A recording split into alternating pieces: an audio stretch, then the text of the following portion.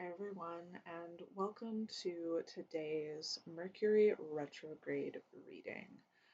I was unaware it was retrograde. I had an inkling that it was retrograde, and then I was informed, yes, indeed, my dear, it is retrograde. So, if you don't know me, my name is Angelina, and I am the proprietor of Your Authenticity Witch. I've just opened up an Etsy shop where I sell tarot readings as well. I am a spiritual coach and all around spiritual body. So, hopefully you saw the pick a pile crystals, but if you didn't, let's go over them now. I have the Septarian for pile number one.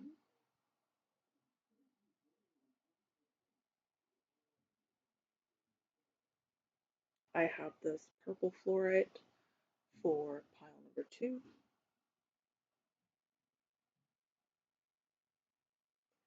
And I have this Kyanite tower for pile number three. Welcome to pile number one. Nope. Such a big introduction for a muted microphone. Welcome to pile number one. This pile was interesting for me. I wasn't able to pull a lot of tarot, but I was able to pull a lot of oracle cards. So, in comparison. So, for tarot, I have the Knight of Pentacles, I have the Nine of Swords, and I have the Eight of Cups. Right away, I'm seeing dissatisfied vibes, feeling dissatisfied, living sort of in the status quo, caught up in routine, and having your needs met in that routine, but not necessarily flourishing in that routine. And I say that because, we've got this Knight of Pentacles, and he's pretty dope, right? You're conserving, you're doing it. You got the stuff, you're in the line, you're doing the things, you're making the money, you're making it happen. It's all happening, it's very regular. I'm just getting the vibe that it's so regular that there's like this um desire to chase. You know what? Pause. Let's do it down here. There's like a desire to chase something new and fresh because you're not really feeling like emboldened or alive in the place that you are. And I kind of feel like this might be about a job or potentially a creative endeavor. Now, the this card looks super wicked, right? But I want you to imagine that between these two eyeballs is a brain. And that brain, of course, is being afflicted by little gross squiggly worms and swords. Okay? If we think about, I'm always like, just imagine the Rider-Waite deck. If we think about the Rider-Waite deck, okay, it's a person, they're in bed, they've risen, they have their hands over their face. They're feeling a type of way, okay? All of those swords are down from their crown of their head all the way to their back. And it reminds me of being woken up in the middle of the night and regretting everything that you've ever done, whether it be that day or just generally in your life. The conservatism here, like that word conservatism, it makes me think that there has been a general vibe of doing what it is that you are supposed to do in order to have things be met. So, the inner, and it's like not met on like a soul level, but met on a security level. So I'm imagining a person who has the things. They have the security of shelter, they have the security of income, they have the security of a stable job, they have the security of maybe a life partner or pet that they love. But there's just like something missing on a deeper level, and there has been developing a need to explore something, like a calling to explore something that isn't so mundane, you know, is the word that I'm getting. Mundane, right? So these things being all in the mind, right? That could mean that two things, right? That you are thinking and imagining things that aren't really happening and causing you to worry, or you could be worrying about things that are very much happening, or the lack of things that are happening, and this desire that's growing within you. And I say that because of the meaning of this Eight of Cup cards, right? It's a very dreary looking card in general. This is the lacking. This is the recognition that something needs to change, the desire to go somewhere else. Needing to scratch beyond the surface is a really good way to think about it. Um, just again, almost as in that way of you've been doing it right, okay, your whole life. You got it. You've aligned your P's and Q's. They're all in a row. You're dotting your T. You're dotting your I's and crossing your T's, but it just is not the same, okay? It's not hitting the same for you anymore, and you really gotta do something else. So, um, that is what I have for the tarot cards. But as I said, I pulled a bunch of oracle cards, and I am using my favorite deck, the Tarot Oracle deck. And for you, pile number one, my favorite Septarian pile. In fact, the only Septarian pile. I have pulled Wasp with Affliction, the King Cobra with Spontaneity, the Scorpion with Passion, the Moray Eel with Surprise, and the Rhino with Fear. So, right away, before I just get into that, can you hear the change? Like just on those words, affliction, surprise, passion, spontaneity, fear.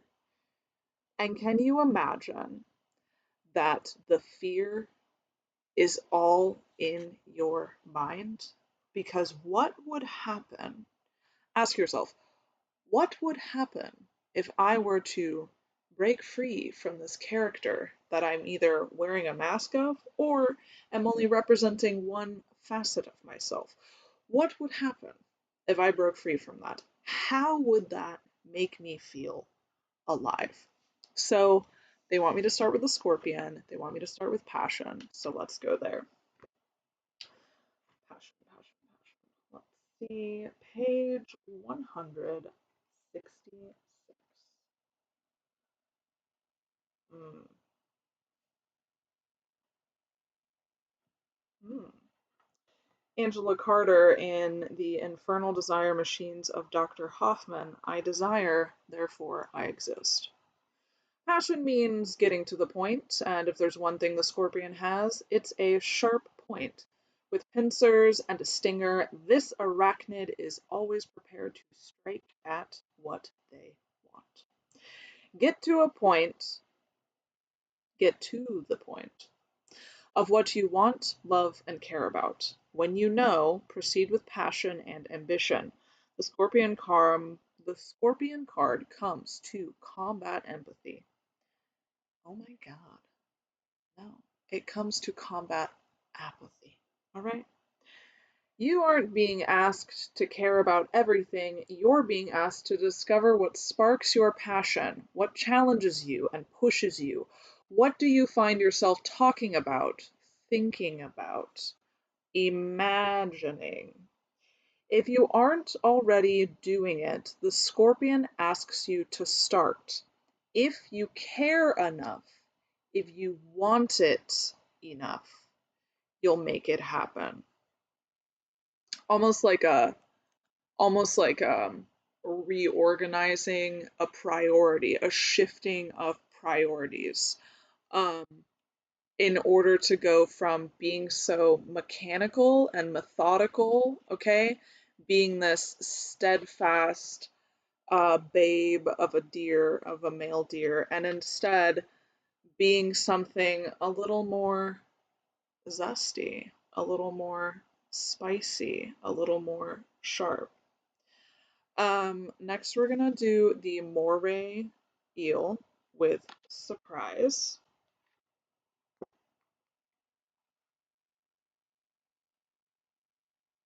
Or just think of the Princess Bride. Those are the moray eels.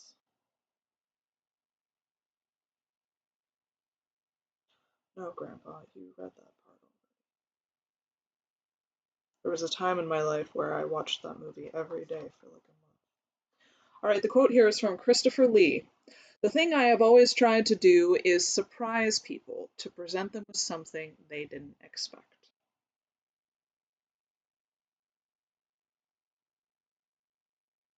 If you keep moving forward without looking back, you could end up being caught by surprise. The moray is an ambush predator. It springs out from its hiding place at the sight of any prey that floats past. Be wary that you aren't an unsuspecting fish floating by the moray's lair. This guide asks you to watch out for unexpected surprises. If you are caught off guard, don't panic. Be cautious, but be flexible. If plans change, something pops up, or you run into something you don't feel prepared for, know that you can get through it. The moray in your reading allows you to be on the lookout, so abrupt changes in the plan don't throw you off too far. Instead, you can be alert and ready to make adjustments along the way. With adequate preparation and attention, you can minimize any inconveniences that come your way. You may be surprised at what can ultimately become a blessing.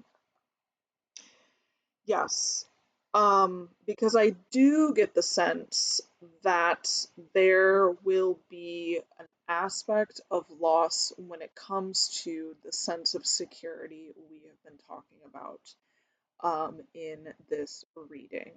And I don't like it's not as big, right, as a tower moment. There's no tower in your reading, but it is substantial enough that it will affect your sense of stability because, and I want to make this very clear, because you have always felt that you were a certain type of person, and as it turns out, you can be more than one type of person.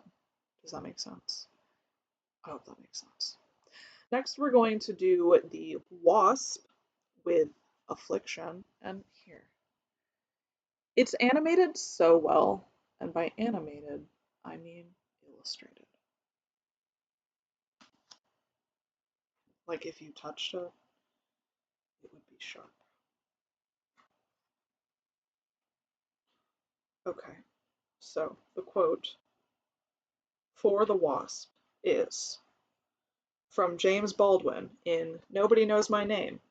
Nothing is more desirable than to be released from an affliction, but nothing is more frightening than to be divested of a crutch. Oh, ooh, interesting. Okay.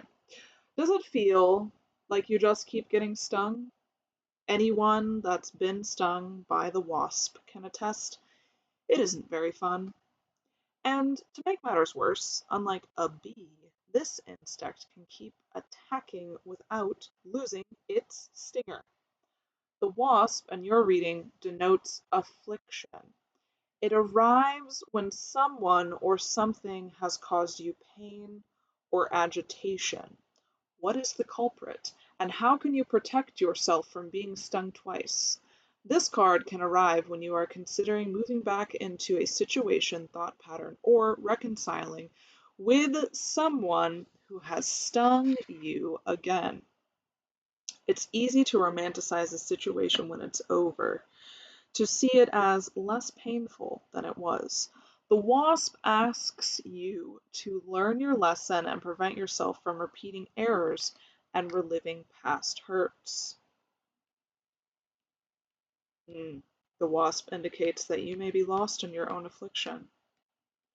Don't grant annoyances the gift of your attention. If afflictions arise and become bothersome, manage your stress so that you can rebound quickly. Yes, I do feel, I do, I do feel,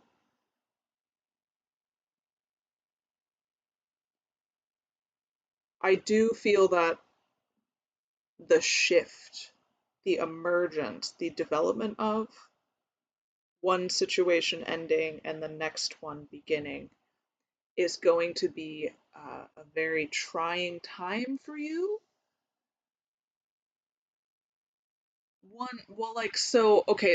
This is about, this series of readings is about Mercury retrograde. So let's think about what Mercury retrograde is, which is hiccups in communication. And the more prevalent arising of situations that push your buttons in order to force you to learn lessons. So, the question for you, dear pile number one, would be, what thought pattern, situation have you been stuck in surrounding the time leading up to this retrograde that has had you heated? And how is it going to impact the way that you make your moves from now on? Because I think you'll be surprised to learn that you don't have to be hot-headed, and that you also don't have to repress things. Because I think that sometimes we can get stuck in an either or situation where we are either reacting or subduing our reactions in order to fit in, I guess, the idealized versions of ourselves that we see ourselves as. You know what I mean? And you have a lot of growth potential. Like, I don't want you to think that whatever thing, this, like, whatever tribulation it is, and I feel like for some of you it's going to be surrounding your career, that because it is lost or because you're tired of that bullshit, that it makes you any less of a person. In fact, I think it's a good thing to want change and to not stick with the same career or decision for a very long time because, well, life can be repetitive and boring. So let's talk about the rhino, okay? Let's talk about fear with our rhinoceros friend. The quote is by Steve Irwin. Oh, R.I.P. Steve. I have no fear of losing my life. If I have to save a koala, or a crocodile, or a kangaroo, or a snake mate, I will save it. I should have emphasized those commas more. Fear is one of the most destructive forces in our lives. Left unchecked, it permeates into the smallest cracks and crevices, leading us further away from where we wish to be. The rhino indicates that it is time for you to face your fears head on. You may not even be aware of them. What masquerades as another emotion, such as anger, sadness, or judgment, may stem ultimately from an unrealized fear. Okay, and this card is like another level of this. Like, there's a lot of your mind playing into how you're going to be able to move while this situation is happening. When the rhino feels threatened, whether it is a predator or a harmless object, these animals will headfirst at what has startled them. When you discover what is holding you back, what you are most afraid of, charge towards it with passion and courage. See, there's that word again. This card comes when you need a reminder not to let anything cause you to question your power. Yeah, I don't think I need to explain anything else when it comes to that. I think you get it. I think it. Yeah. Let's lastly look at this King Cobra.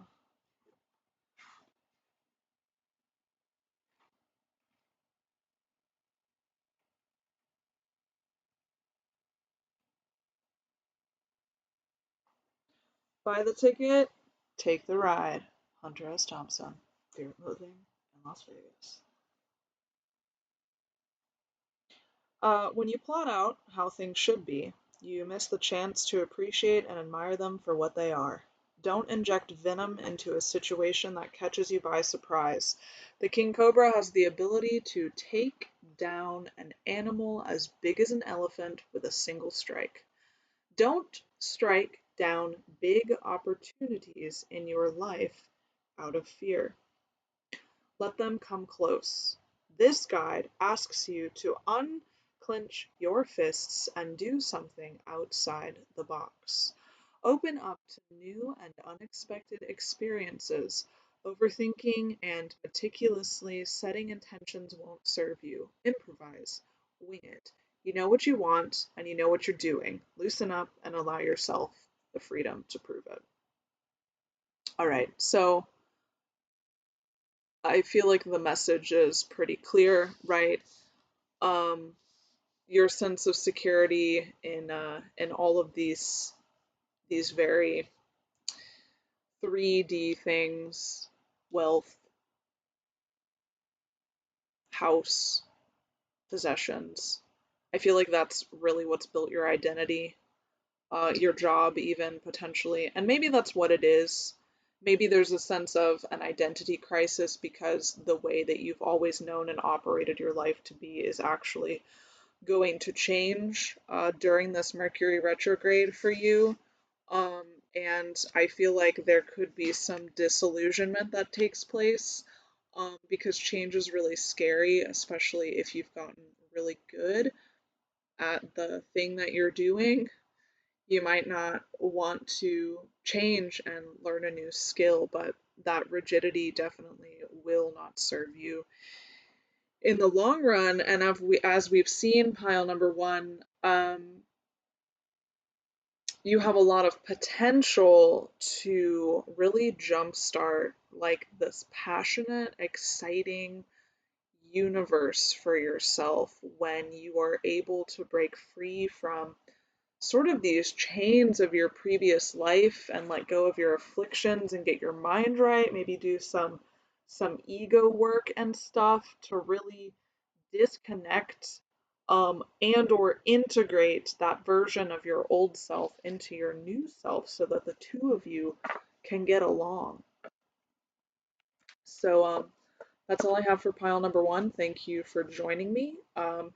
And if you liked this, go ahead and like my video and maybe share it and even potentially leave a comment or subscribe because I'm going to be doing a lot more of these than I originally intended. Thank you and peace out, pile number one.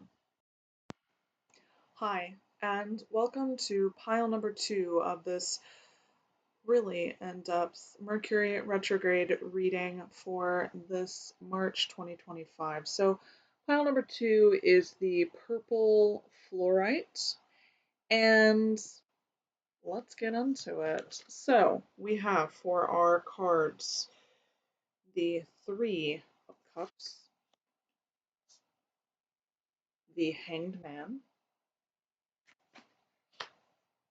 the Queen of Wands, the Knight of Wands, the Devil himself. He wants you to live deliciously. And also the Ten of Cups. So, mild conflict and an exciting journey. So, first I want to say pile number 2, my dear fluorite pile. It seems as if this retrograde is going to be a very social time for you. Um, there is the potential for new ideas, spontaneity, creativity. There is the potential for taking charge of those things. There is the potential for meeting a new person that can help you with that stuff, or collaboration with an old friend or new group of friends to help you with that stuff. But also stillness, pause, waiting, thinking, deciding where to go next. Because somewhere throughout all of this, there's a tiny bit of conflict, and I really want us to explore where that conflict comes from.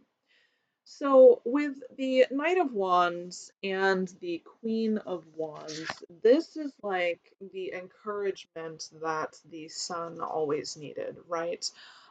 She's out here to remind you you are intelligent, you are radiant, you are courageous, you can do the thing that you have set your mind to. All you have to do is take that leap. And that is where the Knight of Wands really sees the spark, right? So the two of those energies are working together, right? The Queen of Wands is really feeding into the Knight of Wands with support and encouragement, allowing this new idea to not only come to life, but to unfold, right? So it's in your mind, but then it's able to unfold. I think that this is going to be a period of you meeting new people. There's a transition happening within yourself where you are trying to get out there and meet new people. Like, you've never wanted socialization more than you want it now. And in order to get your idea off the ground, you need to connect with people. You need to hear about the people, what the people want, what the people need. And you're ready to do it. Um, I don't know if there's going to be like support from people that are strangers, or if it's going to be celebration with you and a select group of small people who are going to help you um, take charge. But it feels like really creative and compassionate and energizing and uplifting your connection with these people, right? It's going to build a bridge for you that allows you to shine in a way that feels so like perfect and radiant, like a bright white light, where things appear to be clicking and clicking and clicking, and you're able to make it happen. I am concerned about where the pause of the hanged man, and the stillness of the hanged man, the teetering from one place to a next, what that has to do with the reading and what the devil has to do with your reading. And it seems like we need to lift these cards up so that they can be seen on the camera, but it also seems like we need to examine some questions, like about shadow side shit or ulterior motives, or do you really know? See, no. I was going to say, or do you really know the people that you think you know? Like there's suddenly a new person. And for maybe some of you, there is suddenly a new person. And now, with that new person there, you're saying to yourself, can I trust them? Is this a familiar pattern to me? And I want to reassure you that even if the devil makes his appearance in your life, you have full control over the devil, okay? Think of him as the shadow side of yourself. Think of him as the ties that you have to shitty shit that makes you act a fool. Whether it's repeating patterns or being a dumb bitch or just in general not doing it right. Like, you know that your life would be better if you didn't go out to dinner so that you had money to pay your bills, but instead you're like, I'm gonna go out to dinner, and then you put yourself back in the same situation that you did. So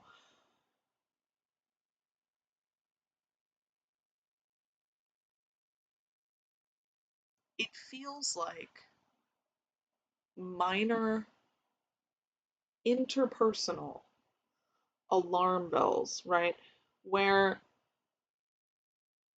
it's more like, I need you to heed a warning that things are not always as they seem. And maybe it's that you're so ready and excited and radiant and uplifted, and you're so ready to take charge and move forward that you forgot that there's still some unhealed aspect in you, and that aspect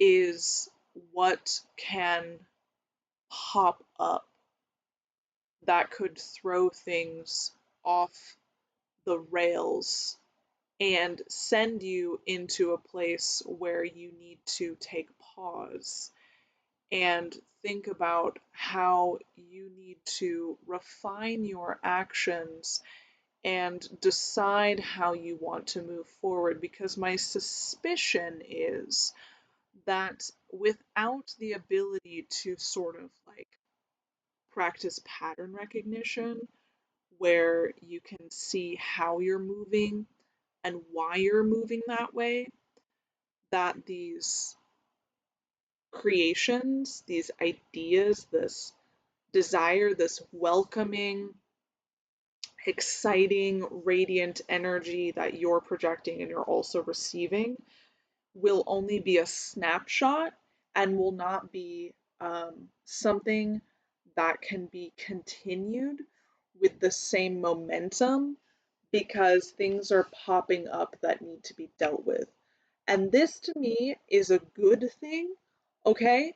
Um, I think that retrogrades are very much used to pause. So I think that retrogrades can be used to give you wonderful lessons by presenting you with situations that you thought you had dealt with emotionally and maybe you didn't. So maybe there's just some of that popping up, and that's really where the hanged man is coming in. However, for some of you, it may be that the pausing in between thinking of the idea and moving the idea forward, so that you can see. No, it just feels like a mind thing in regard to the idea too. So in regard to the people and in regard to the forward momentum of the um connection with people. I'm so sorry, my mind is running a million miles a minute. And also people and the idea, the pausing, and the way that the devil comes up, it's like both of those things are being impacted at once, right? Because it's like if you're able to have the pattern recognition aspect where you are um, understanding how you operate in projects, but also understanding how you operate as a person with people, those two things are very well connected. And the pausing is probably an indication of both of those things potentially running awry if you are, again, unable to have that pattern recognition. However, in doing so, this is where this Ten of Cups situation pops up, right? Like this is the ultimate harmony, the sick ass reward that you get when you work through and work on anything that pops up that prevents you from moving forward into what seems like a really exciting and radiant time for you. Pile number two. So I think without further ado, we should get into your oracle cards. We have the pelican with limitation. I have as well the walrus with vulnerability. I have the hummingbird with joy. And I also have the narwhal with depth. A silly word to pronounce. Let's do the narwhal first and see what he may unearth in the depths of the ocean. You know, like, I don't even really remember that narwhals exist. Okay. The quote here is from Lady Gaga, and it is, "If you don't have any shadows, you're not in the light." While the narwhal's tusk appears to be unlike other animals' curved horns, their tusks aren't straight, but beautifully spiraled. If you find yourself moving through issues, emotions, questions, and ideas in your life, the narwhal comes with both an encouragement and a warning. Though diving into the deep will provide answers and clarity, be careful that you don't begin to spiral out of control. This guide signals that much hides in the shadows for you to uncover. So be sure that you don't get too wound around a single point. Your current situation requires a forward direction. If you find yourself spinning in circles, take steps to plot out a more direct path. Move deeper, but be wary of detours in dark waters. You don't want to get lost, unable to see if they unfold. And that is a perfect demonstration of how the Hanged Man and the Devil can work to your advantage during this time. I hope that makes sense. Let's do the Walrus next. The quote here is Jane Austen from Emma. "There is no charm equal to tenderness of heart." Vulnerability is unachievable with a million layers between you and the world around you. The walrus possesses a thick, fatty lining that protects them from the cold. Their blubber also acts as a guard of protection between them and predators that roam their freezing terrain.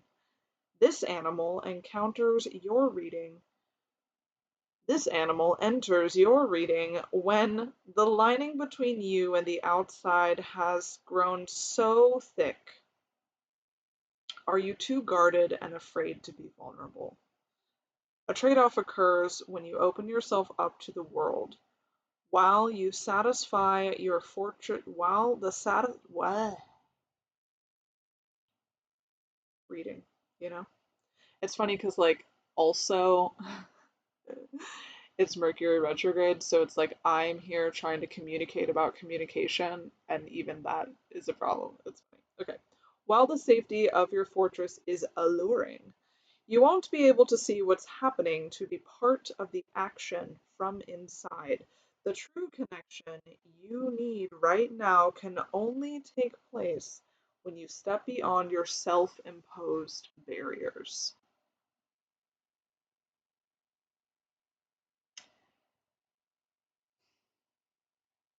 That's really echoing the sentiment of the vulnerability of well of self exploration and how that leads to reward. And I think there's such big energy supporting your change right now and illuminating all the most wonderful parts of yourself that, like, that it can almost seem fake, you know?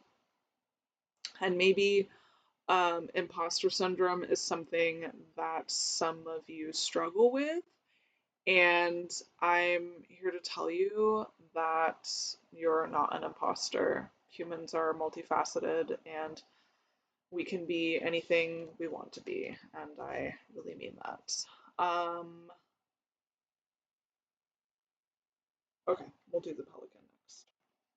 So the pelican, of course, was limitation.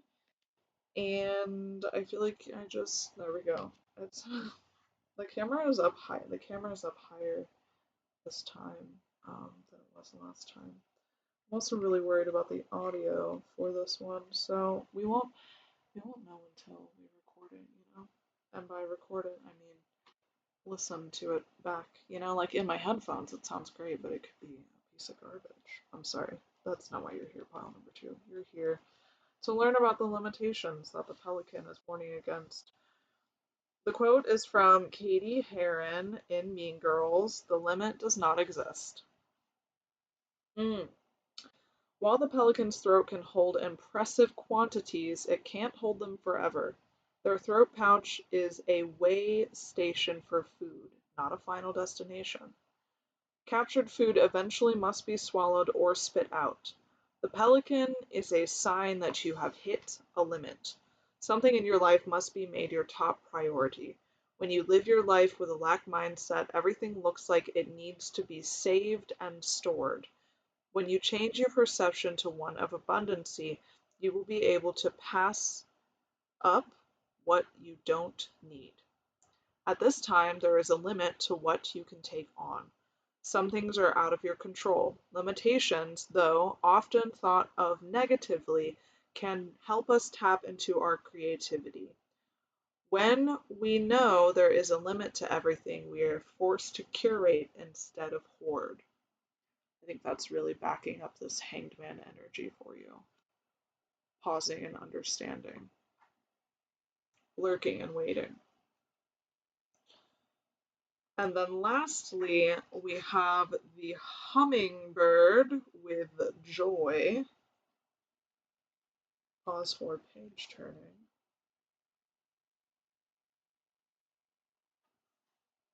Oh, big mouth bass. Don't worry, be happy.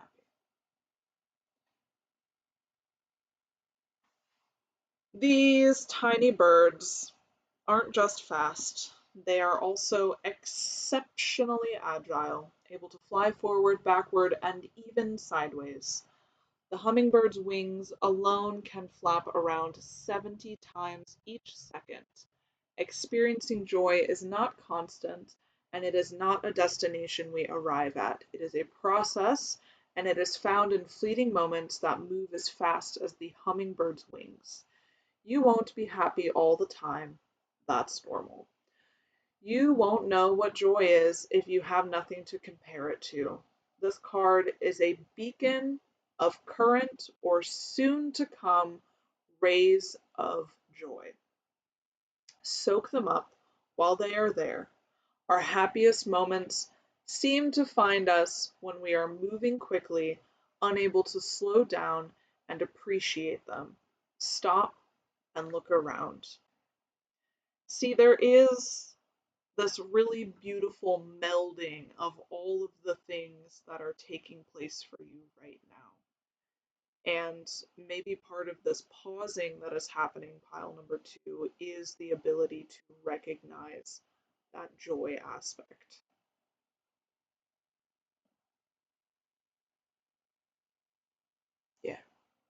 The thing that I'm supposed to say. If you enjoyed this, please like, share, subscribe, comment, follow, everything. I'll be doing a lot more of these, and I loved having you here, and I would love to have you back here. Thank you for sticking around, pile number two. We'll see you on the flip side. Hello. Welcome to pile number three. Pile number three, of course, is the blue Kyanite tower. Bam.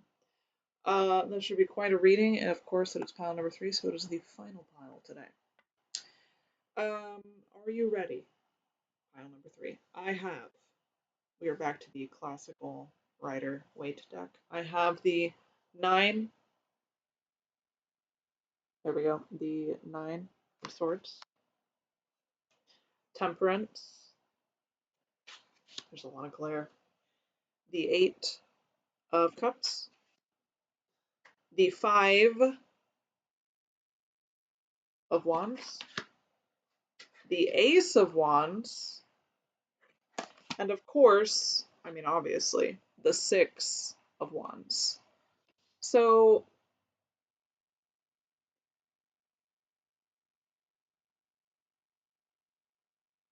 transitional energy,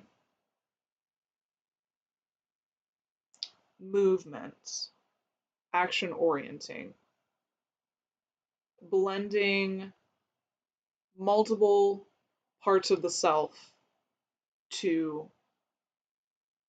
create an outcome. Now, this is mostly wands. Okay, so it is fiery. Things are happening. Okay, inspiration is sparking. Things are moving. There is the inspiration. We're like at the inspiration, almost ready to take action phase.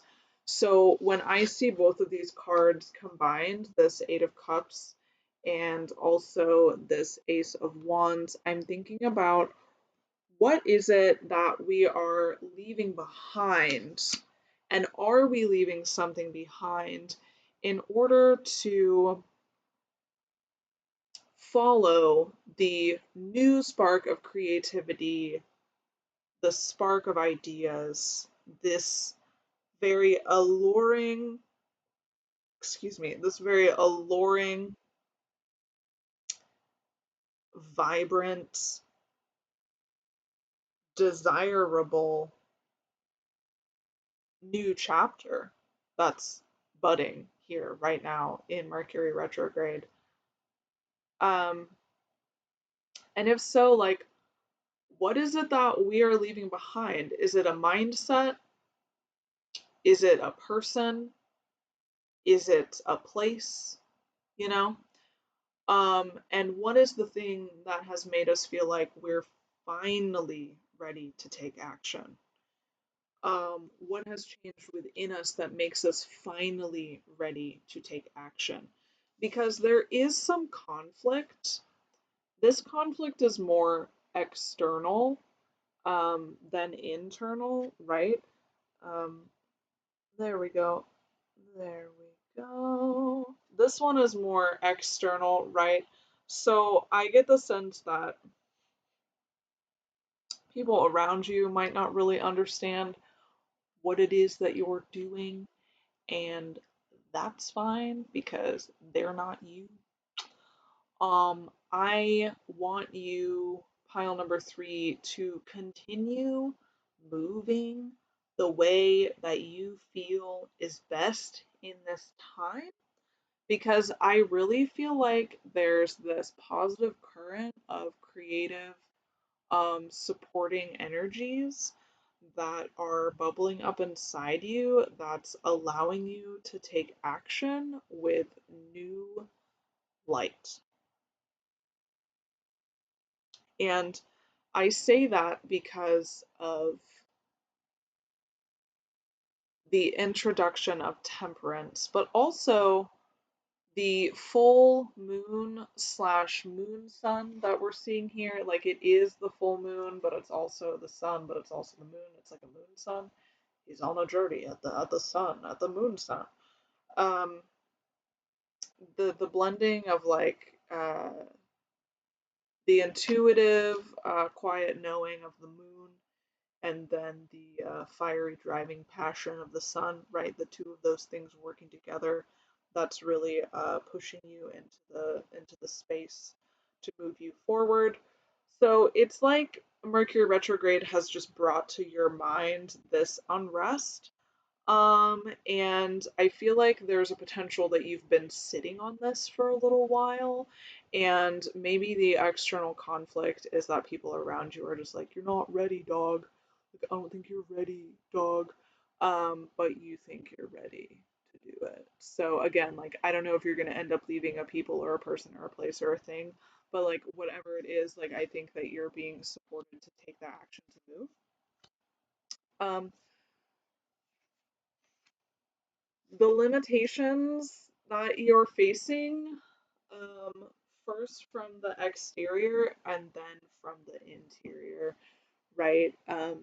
The Nine of Swords is the Nine of Swords, feeling a type of way about things, waking up in the middle of the night, head throbbing, heart hurting, saying, shit, should I be doing this? Am I doing this? Is this right?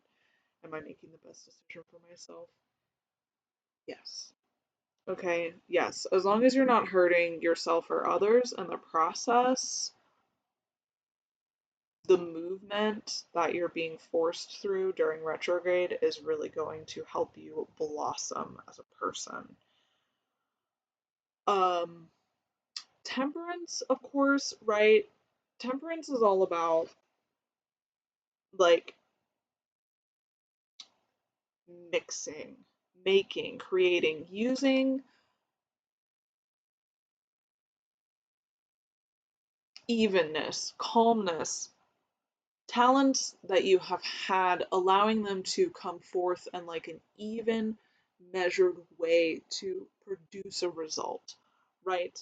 Um, Blending, okay, alchemy, all right, really, really allowing me to see like you've, excuse me, you've got the power. You've got the power. This is like a divine timing sort of thing. Like you've got it, okay? Um, and I think that going forward with it will lead to, I mean, the success and celebrations kind of shit. You know what I'm saying? So, like, it's almost like alchemizing your fear of saying yes into the joy of saying yes, right? Using your fear in order to produce a positive action for yourself, and knowing that you can and you will make it happen. It's time for your oracle cards, pile number 3. I have the praying mantis with mindfulness. I have the meerkat with altruism, and I have the swan, correction, the black swan with love. And that is where they would like me to start today, is at the black swan with love. The quote here is from Zora Neale Hurston. Love makes your soul crawl out from its hiding place. Aww. It is well known. It is a well known ancient tale that swans will sing a beautiful song only once before their death. Whoa, really? Waiting for their entire life quietly. They have but a single moment to deliver their song before it's all over. Many see love this way, as a song that is sung passionately just once. But love is a song that you can sing throughout your lifetime. While true love is rare, when we understand what it means to love and be loved, we create a ripple effect around us. All things done with selfless love at their core are done well. When we care for something, we are willing to go the extra mile. The Black Swan is a guide that begs you to ask yourself the most important question of all. Is this something I love?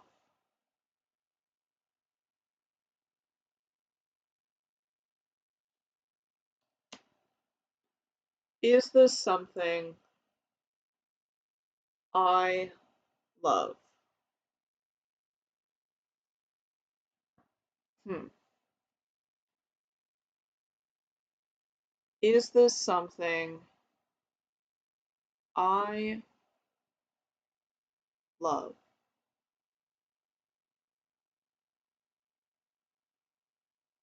Hmm.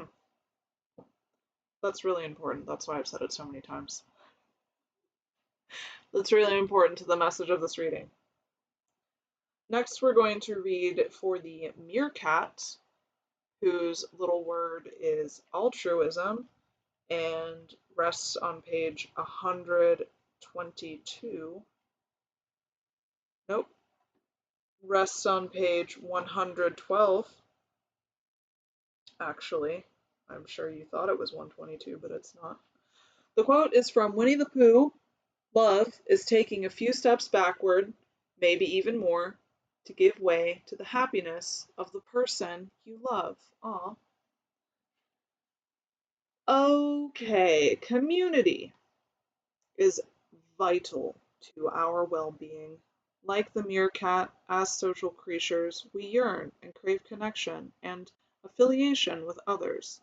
When you sync up your intentions with those around you, now you will create magic. When you feel like you can rely upon those in your circle, there is a wealth of stability and safety.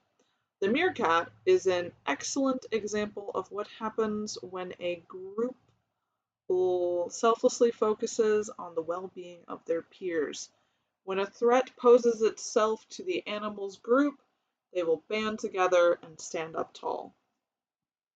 Although they can even be mistaken by predators, altogether they can even be mistaken by predators for one giant threatening entity. You amplify your impact when you join together altruistically with those around you. The meerkat urges you to think about yourself and your future. How can you align with what you want and your ability? No. How can you align what you want with your ability to do for others? How can you align what you want with your ability to do for others? I feel like there is going to be quite a bit of angelic guidance coming at you in these next 10 weeks. Um,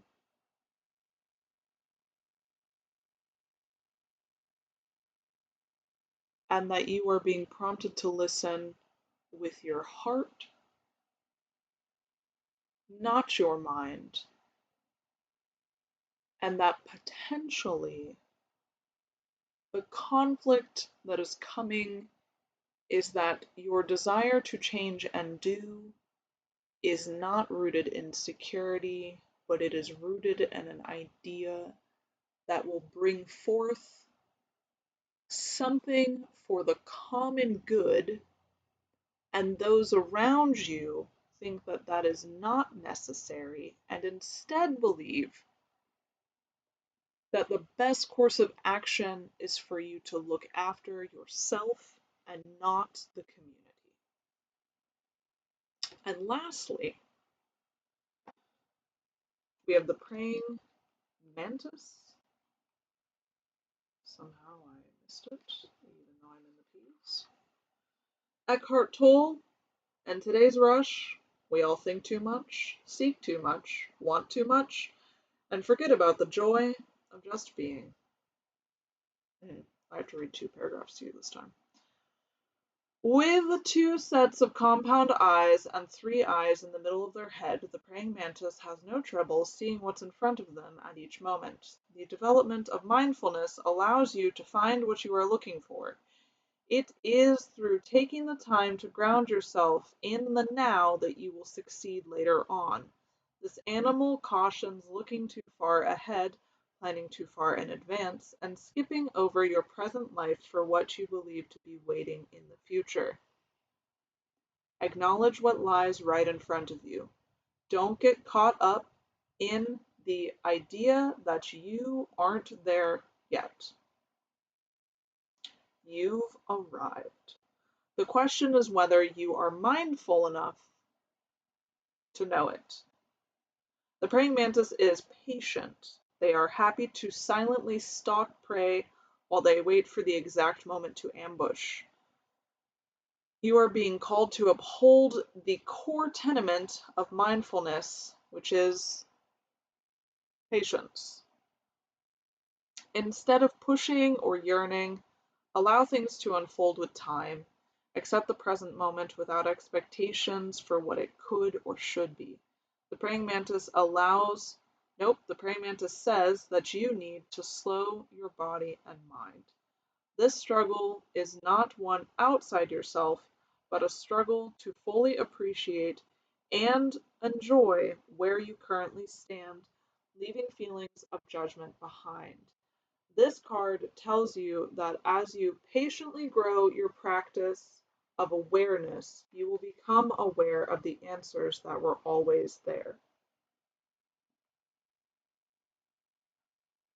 Yes.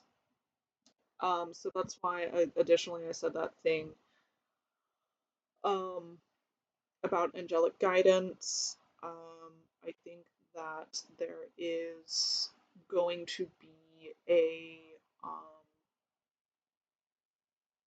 need for that inner reflection. So, temperance is potentially Archangel Michael, and um, dude's sick, right? He's the protector of the people, and you're a person, and with the word love and altruism and mindfulness, and also this like turning your back on once was in order to create something new.